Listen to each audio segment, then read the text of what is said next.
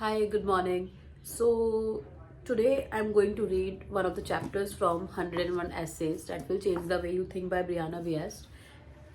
And we'll start. Who you were doesn't have to bleed into who you will be. We often stunt ourselves by tying who we were into who we think we need to become. We can't map a trajectory for our futures without considering what would make sense for the people we used to be. Realizing this was tying together three habits I have picked up about myself and about people in general, the author is saying. First, we make problems where there are none. As though for our lives to have meaning, we need to overcome something. Happiness is something that we have to consciously choose. Otherwise, we would create the reality that we subconsciously think we deserve. Not because we assume that who we are deserves it, but because somewhere along the line, we were conditioned by other people to believe that we are only as good at the things they said about us. Second, we avoid things that are too perfect. We destroy them mentally or otherwise if they are. Third, we summarize in our heads whenever we are about to make a choice about anything really. We say in our heads what that will sound like.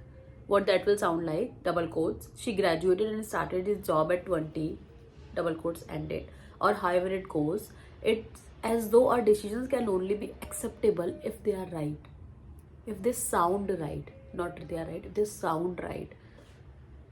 And how they will continue sounding years down the line, whether or not they are right or who we are in that moment. While reading this third point, I realized one thing, that I wrote something about being honest with ourselves, being honest with myself, and I also realized that while it's very hard to be honest with ourselves because if it doesn't sound right in my head and I feel that whatever I am thinking, it's a pap or something, it could be anything, then how can I think about it? Like, I will beat myself about it. Why am I thinking like this? Because it's just we are not, we are not being honest with ourselves. That's what I am interpreting it like that. Interpreting it like this. What the author is saying in the third point. So we'll continue with the story. But the synopsis we spend so much time writing are for characters we no longer are.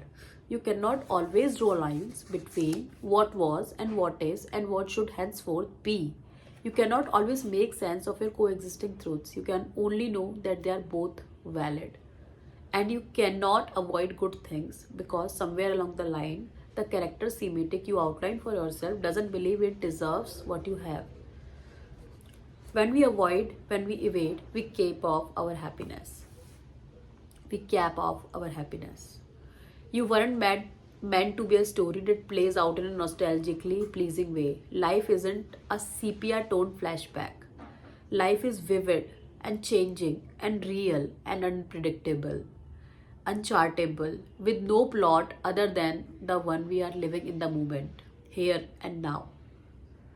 We don't even realize how often we choose our current experiences based on old beliefs we are still subconsciously holding of ourselves.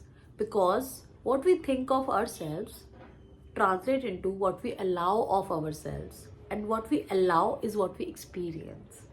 And what we experience is what amounts to our lives as a whole. A whole of which is a book of stories that don't need to seamlessly transition into one another, which don't have to narrate it the same way, which can be as short or long or staggered or confusing or exciting as you want. The point is that you are in control of how it plays out, but the recurring inner narrative, the little voice that's telling you the story of your life, has to let go of the old chapters to genuinely write the new ones.